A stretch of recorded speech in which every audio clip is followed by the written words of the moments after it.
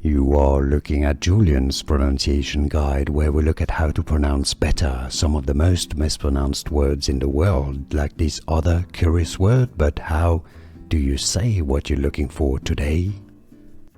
Let's learn once and for all how to pronounce this name correctly. If you want to learn more confusing names from science, scientists and medicine, stay tuned. I've got more videos for you pronounced generally in English as Blount, how to pronounce English pronunciation. You've got a diphthong, Blount, how to pronounce Blount. Here are more videos on how to pronounce more confusing words and names too many mispronounced. Like this video if you found it useful. I appreciate your support. I'll see you soon and thanks for watching.